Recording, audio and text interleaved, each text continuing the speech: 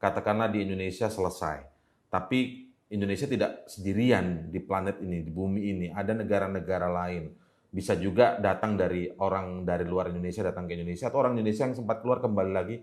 Jadi imported case misalnya. Artinya apakah ini menjadi persoalan yang berkepanjangan dan never ending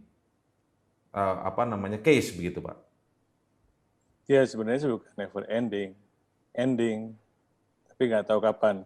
Jadi kita itu sejak beberapa hari yang lalu kita sudah mendiskusikan dengan beberapa teman. Ini kelihatannya kita harus seperti lari maraton, bukan lari cuma 100 meter, gitu kan? Oke. Jadi kita dalam pemodelan yang kita buat ya, kita punya harapan bahwa Juni itu akan mulai melandai. Itu tadi dengan Pak Yuri bilang mengatakan dengan asumsi, betul dengan asumsi. Asumsi kita adalah pembatasan sosial itu yang berskala besar. Waktu itu kita asumsinya akan diimplementasi secara nasional dan kemudian juga ada testing massal yang cukup kita bisa jangkau. Tapi kan ternyata tidak semudah itu. Kita dari tadinya hanya satu menjadi harus banyak, itu kendalanya dalam waktu singkat memang tidak mudah. Jadi opsi kita itu hanya pada pembatasan sosial nih. Pertanyaannya apakah pembatasan sosial ini berefek?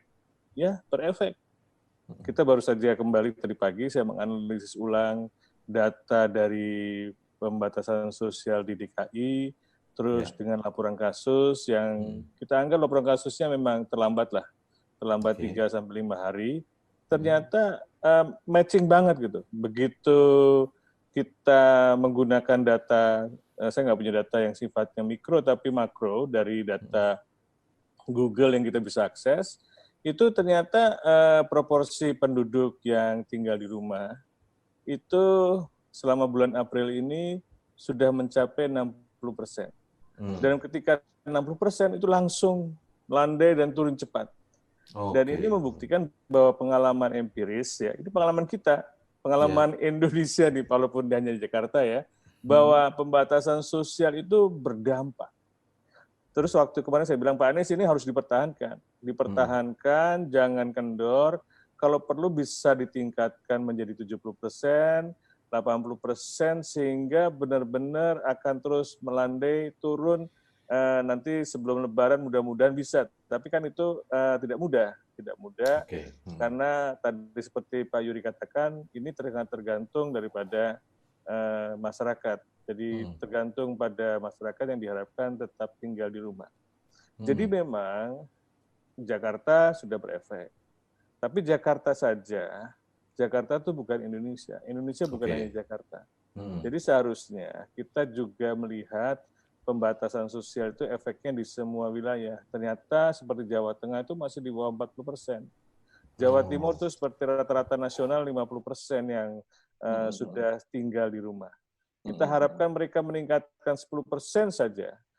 Jawa Timur sama Jawa Barat itu sudah mulai, sampai 60% yang kita lihat efeknya di DKI itu akan terjadi di beberapa wilayah lainnya. Nah, kalau ini nanti gerakan pembatasan sosial itu sudah diinisiasi masyarakat, menjadi pembatasan sosial berbasis komunitas, itu akan lebih sustain.